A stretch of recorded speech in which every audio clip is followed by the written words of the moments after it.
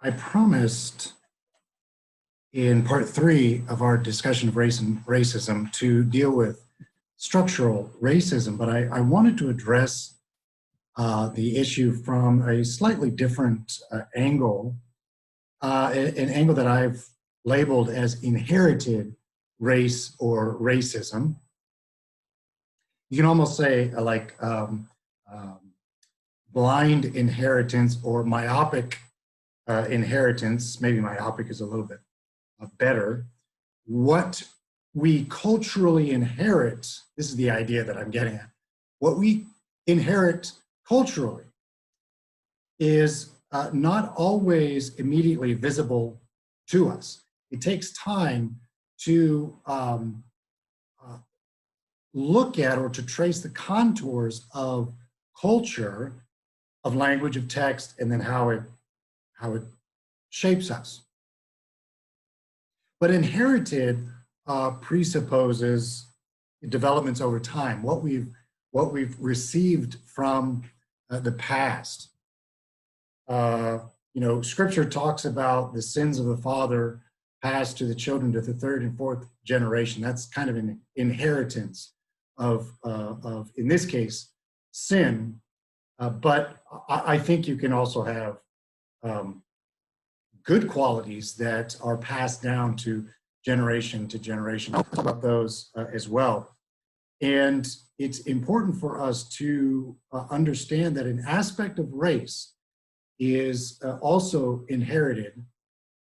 That is, we are born into situations that may perpetuate race and racism. Now, I want to break up this part 3 also into two parts that follow, the structure of part 2.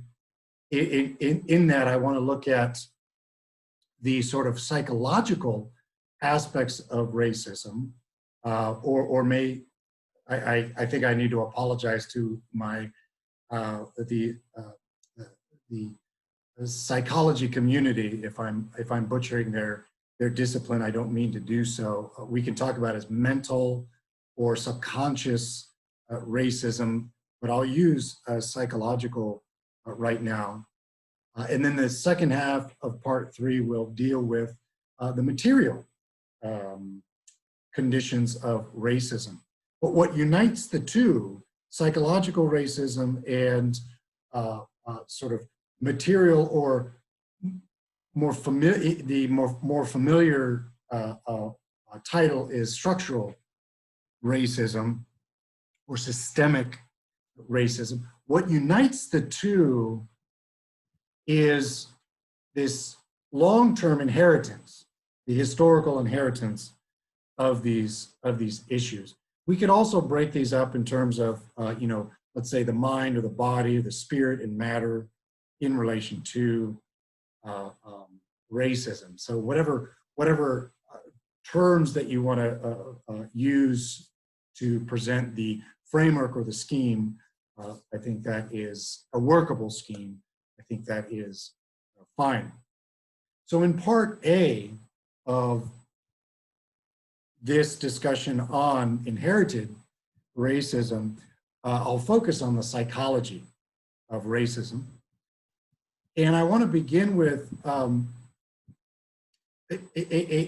discouraging image, a little bit of the background of the image, and try to dissect it a bit without making a judgment on the parties involved. So this is a picture of Amy Cooper. She's walking her dog in a portion of Central Park in New York. Apparently, she was letting her dog roam in an area that required dogs on a leash, and an African-American man who was bird watching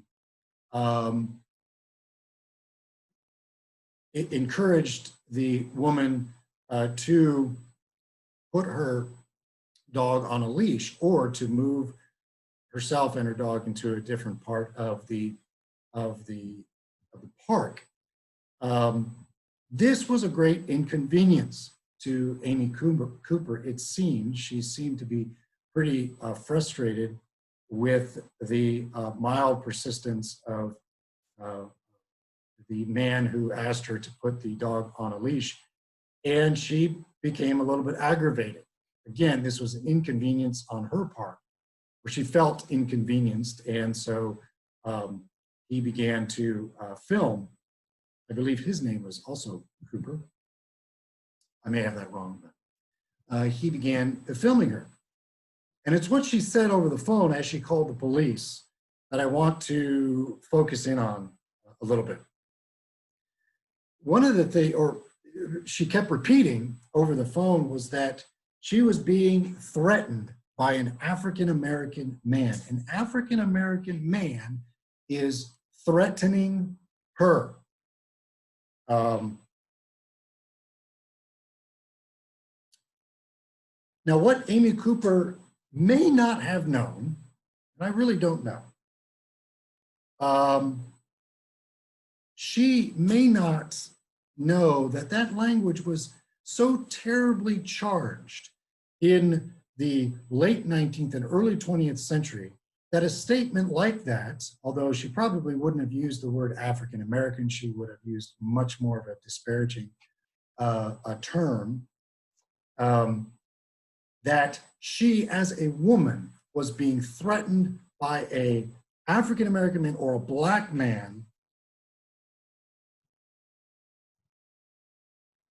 a century ago would have incited a riot, and it would have incited most likely the death of the man who encouraged her, who merely spoke to her. Plenty of African Americans in the 20th century, in the mid 20th century, if you spoke to a white woman, that was enough to threaten your own life. You had to be very, African Americans had to be very careful. Now, again, I don't know if Amy Cooper was aware of what she was saying, but what we do know is that language has been passed down to us throughout history. And I would suggest that people have a responsibility to know history. I happen to be a historian. I think history is very important, despite what a lot of, ironically, institutions of higher education think about history. In other words, they like to cut history and the humanities. They're not really important. Well, here's a case where history is so vitally important. So let's talk about, first of all, let's just talk generally about how we come to know what we can't immediately see, or the ideas that sort of shape our identity, but they lay somewhat dormant in our lives. And remember, I want to relate this to race, and I'll get back to that in a second, but I kind of want to get a little philosophical here and maybe dive into cognitive psychology a little bit.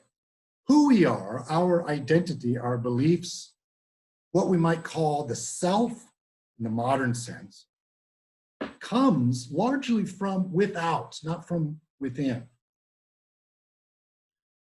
Now, I believe that humans are made in the image of God, but this is distinct from the modern sort of Cartesian sense of the mind or the self. We sometimes assume that there is this static self that never changes. It's invisible, and we really know, who we are. But again, I think the self comes from the outside. It comes from our parents. It comes from our family setting, our cultural setting, our peers. It comes from education, our educational settings, our religious settings. And what happens is that we subconsciously absorb these external forces or these circumstances, right? We the phrase "victim of circumstances." There's a lot of weight to that, but we are people of circumstances. Our identity are people of circumstances. And remember, our cultural identity is a matter of being situated in all kinds of texts, dynamic texts.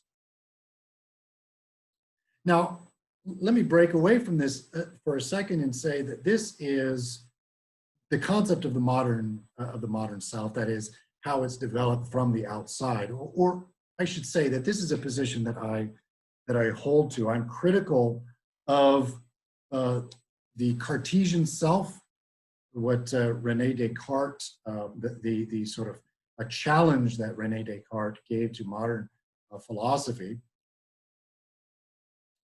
And I think of more of our identity as coming from all these different circumstances in our lives. Now, this is slightly different from submitting to the structural arrangements of the created order. That is, taking for granted or taking by way of our naive experience the structure that God has put in place in creation.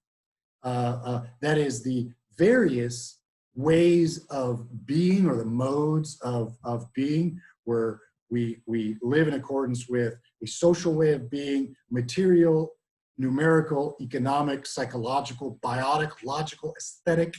And the central, of course, is our religious mode of being. Those things we all take for granted. In fact, there's two parts to our worldview that we often miss. We often assume that worldview means a philosophy of life. Really, what we need to understand in worldview is that there is what some thinkers call a pre-theoretical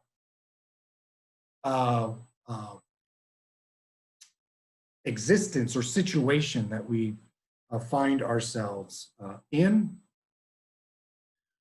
but that when we reflect on our lives, all of a sudden we get to a theoretical level whereby we can explain how we got to where we got, where we are, right? The pre-theoretical moves us into the theoretical. Some would say the pre-scientific to the scientific, right? We go from a worldview, a world situation is a better way of saying it, a world situation, to a philosophy.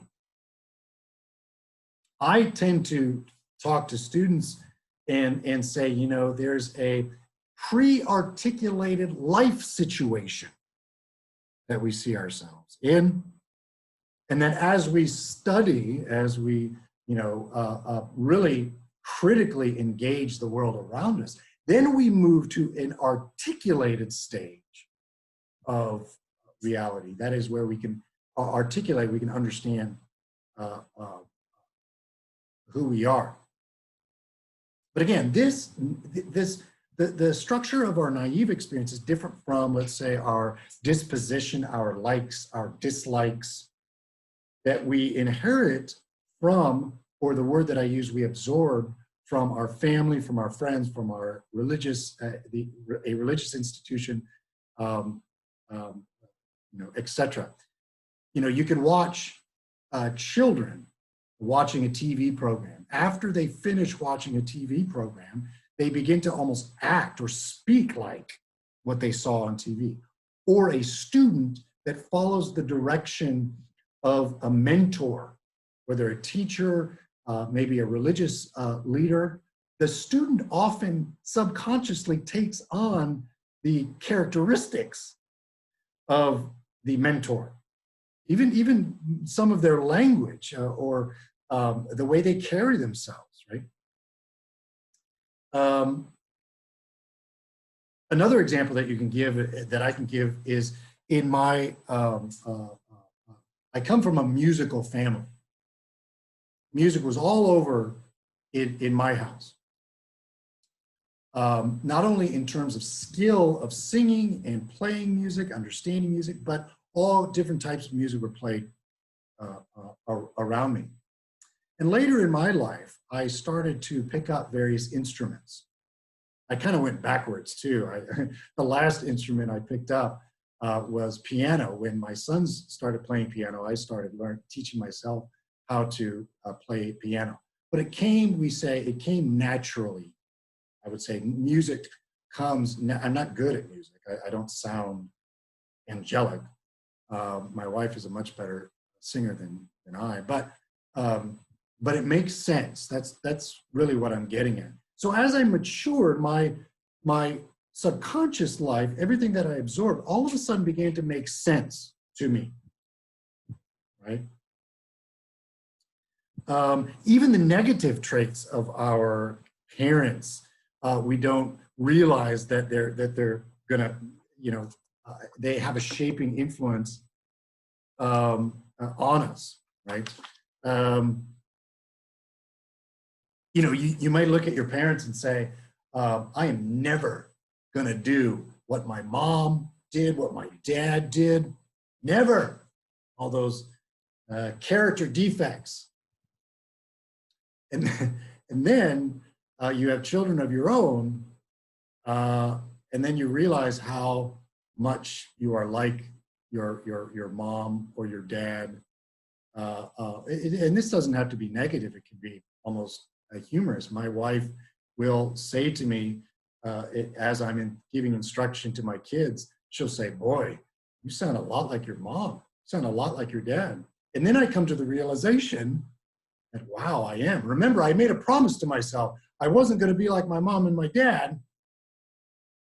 And then I realized I'm a lot like my mom and my dad. And I have found that it's much healthier for you to accept that reality, for me to accept that reality, and to make changes. Now, I'm a Calvinist, but I am not a behavioral determinist.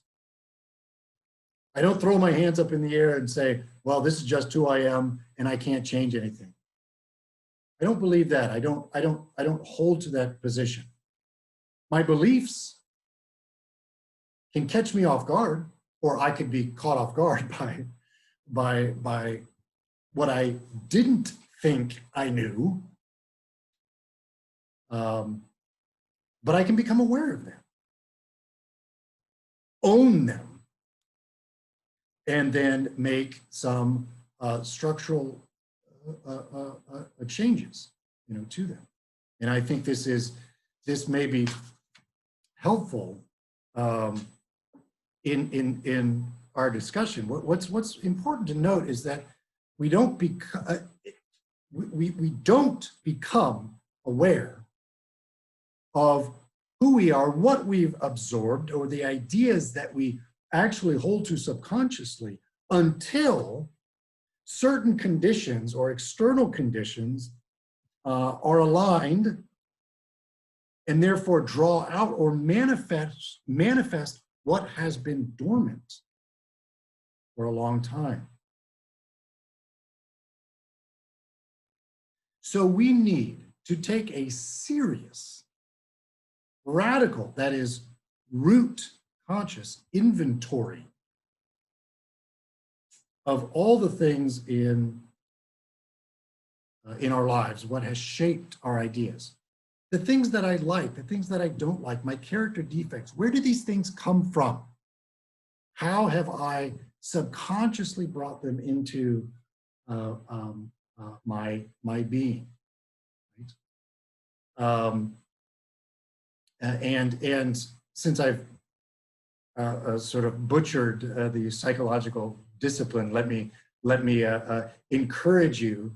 Let me give something to the psychological community. I encourage you. Counselors can, very gifted counselors can help you in this direction. So the question is, what was laying dormant in the life of Amy Cooper that, when the conditions were right, manifested themselves? She was inconvenienced, but she said she was threatened. She was confronted with doing something that was negligibly wrong, okay? But what happens if someone does something immoral and they try to find a scapegoat? They can tap into language that we've inherited to deflect, from our own moral failings. Maybe this is what she was doing. Maybe this is what she was tapping into. Because, like I said, the language that she used was used a century ago to incite lynch mobs. One thing that I do in my class is I try to give students an understanding of how human beings can lynch young African-American men. How can anyone get away with doing this? This is terrible. And we think to ourselves, well, we wouldn't do this in our society today. Maybe it wouldn't happen, but some of the language has still lingered. So I try to give understanding to students about the nature of lynching, and by giving a historical understanding. This is not condoning anything, okay? We have to understand what this means. So let me explain how the rhetoric or the discourse behind lynching, how this went. After the Civil War, many people who were opposed to the emancipation of slaves immediately believed that if Black men were freed, that they would immediately exercise their equality with white men by wanting to marry white women. Now, the white male patriarchal establishment, obviously they were dealing with some status, what we call status anxiety. Status anxiety comes when a society realizes, members of society realize that they are losing the cultural high ground. They're losing cultural hegemony. And they need to regain their status. And the way they do that is they pick out an enemy to terrorize, to elevate themselves.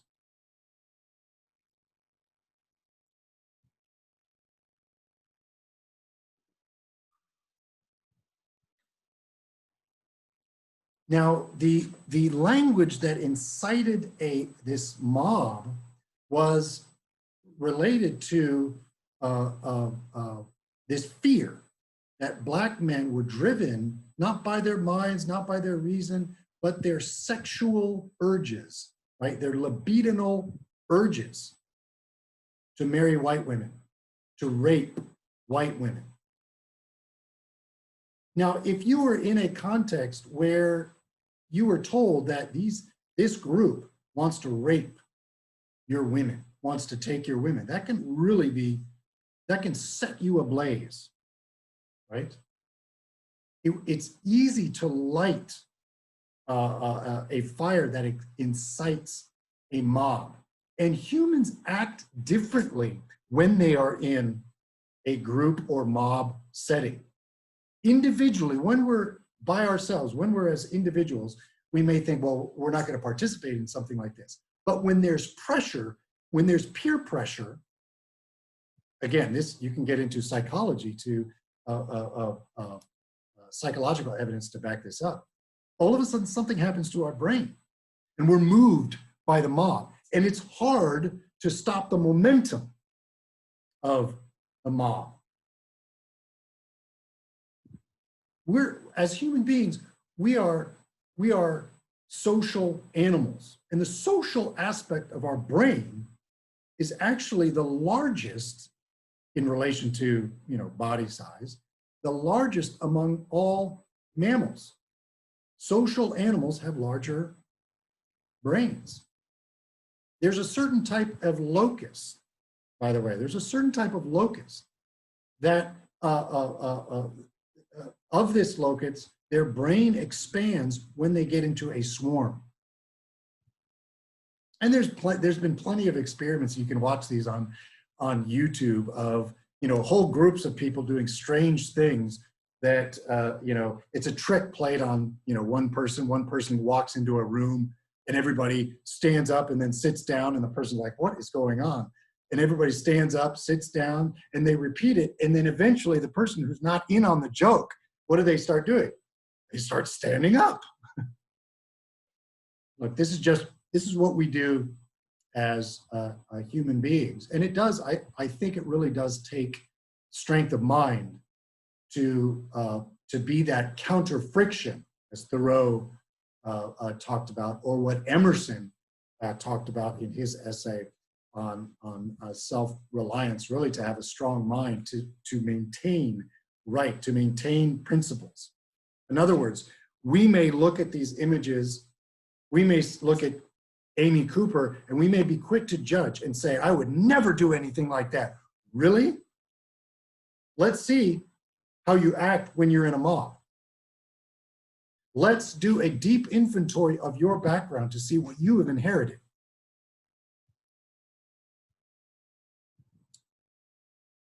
So the language, this sort of sexually charged language, fueled a number of lynch mobs throughout the country, not just in the American South, but throughout the country.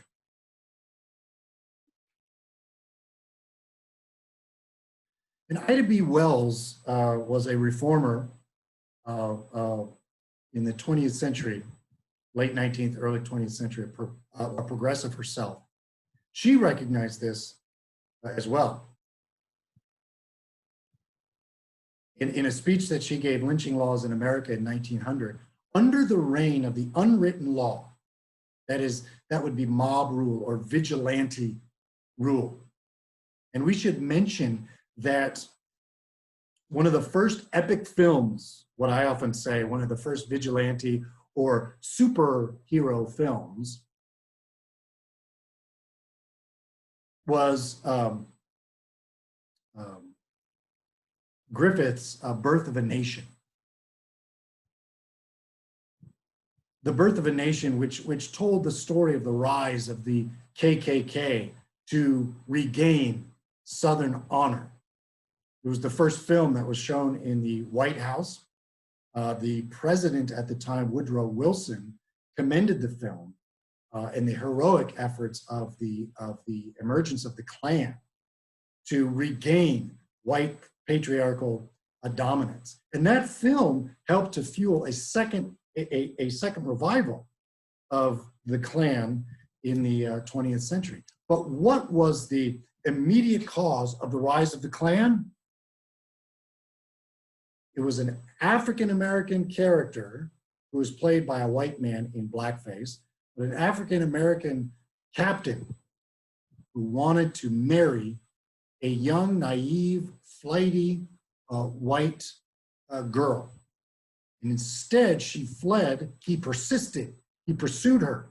And rather than marry him, she committed suicide by jumping to her death. Her brother found out about it. He was devastated, and he created, as the language say, it was a silent film, as one of the images said, he created a Klan to terrorize those who would destroy innocence.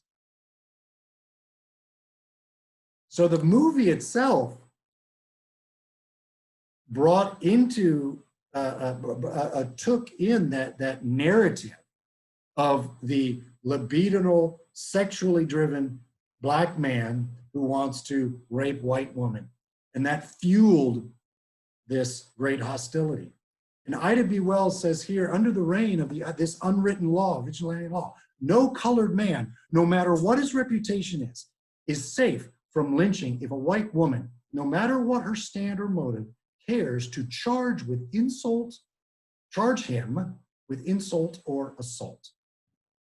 If a white woman cares to charge him with insult or assault, it is considered a sufficient excuse and reasonable justification to put a prisoner to death for the frequently repeated charge that these lynching horrors are necessary to prevent crimes against women. We have to lynch to teach men to stay in their place, to punish these men, to protect our dependents. Now, we can't leave this without mentioning that around the same time, you had women that were fighting for the right to vote. Women who were challenging this dependency narrative, this patriarchal narrative. Women, men were saying, we got to protect our dependent, poor, helpless women. And women were saying at the time, many suffragists were saying, yeah, we don't need your help. We're fighting for the right to vote. Sort of takes away from our activism, our own activism. And I'll talk more about the women's rights movement as well. There's some similarities in these discussions. But the narrative was very strong, and it motivated some of the most popular injustices, not only in America, but injustices that resonated throughout the globe. Just like George Floyd resonates around the globe, there are certain incidences that were highly charged. So we have the case of the Scottsboro Nine. Nine young boys traveling in Tennessee, in Chattanooga, on a train. They got into a fight with a group of young white men, and they kicked them off the train. Well, what was happening at the same time, there were a couple of women who were traveling. If you know anything about Tennessee, Chattanooga is kind of like on the border of Georgia and Tennessee. Two women, Victoria Price and Ruby Bates, were traveling late at night for whatever purposes, probably not good purposes. Some would suggest maybe they were prostitutes, maybe. But they were traveling outside of the normal curfew. And they were captured, they were arrested under the Mann Act for traveling across state lines for immoral purposes. They were going to get in trouble. They were inconvenienced, and they panicked. And guess what they did? To deflect from their violation of the Mann Act, and sure, the Mann Act was probably unjust itself, but in violation of the Mann Act, Victoria Price and Ruby Bates said that they were raped by these 9 boys. They were threatened by these black boys.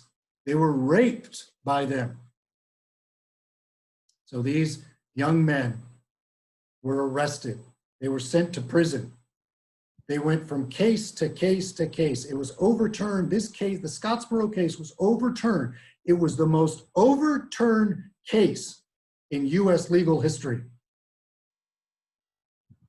Most of them, all of them spent, I believe most of them spent the rest of their lives in jail. One African-American man was eventually pardoned by Gerald Ford in the 1970s. This is inherited racism. This is a legacy of racism. But here's the kicker. Here's the funny thing about it. Ruby Bates eventually changed her story. She said, "We made it up. It wasn't true. We were in trouble and we lied." She blamed Victoria Price for pressuring her to say these things. But she lied. But you know what? It didn't matter. It didn't matter to a legal system that already viewed African-American men as dangerous. So it would be better to keep them in jail. The law could not overturn the momentum of this racist culture. And this is what's tragic about it. I remember having this conversation in my graduate classes at the University of California. And one of the students said, you know, Ruby Bates changed her story and actually had to testify, and it was tried again and again and again. And one of my friends said, well, what if Victoria Price changed her story? What if she said, you know what, we did, we both made it up? Would that have released these men? And I took the position that it wouldn't have. It wouldn't have changed a darn thing, because the case was already cemented within a cultural context that it couldn't get out of.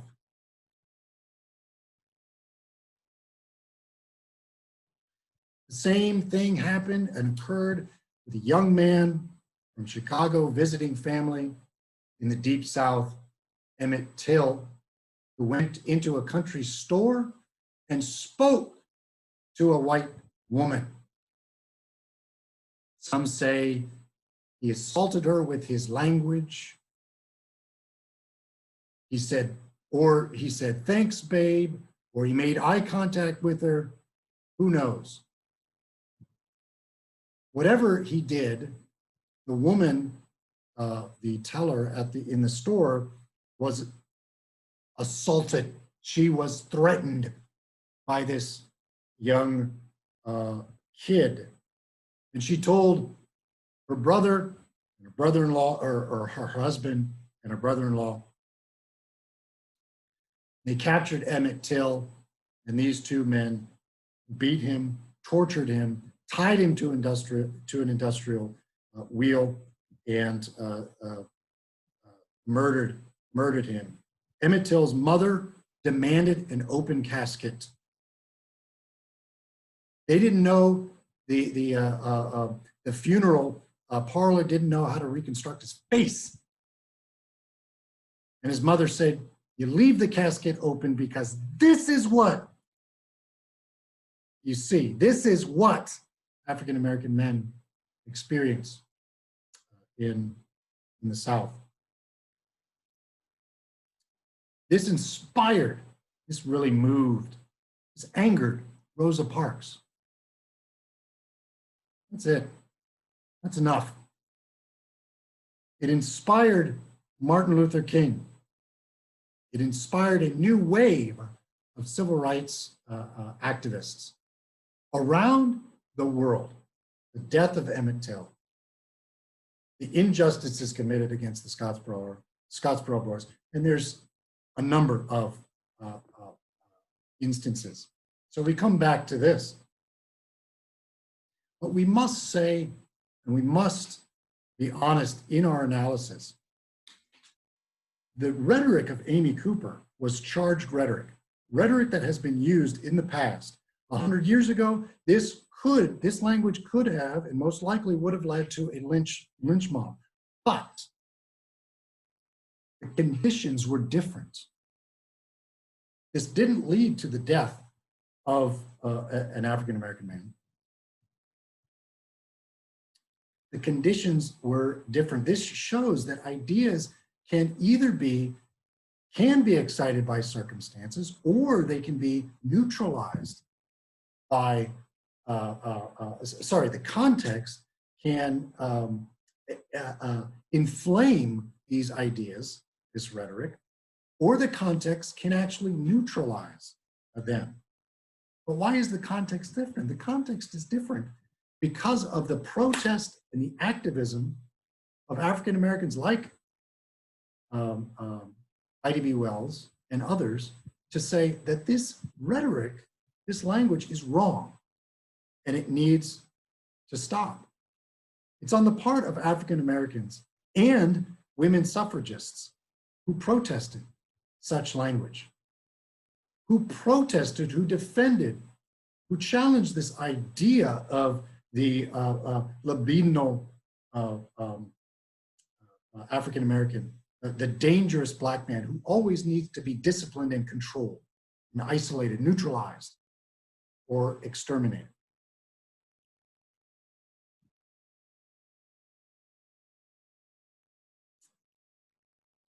Well, in our next episode, let me offer you examples of structural, or we could say material racism that we've inherited over time.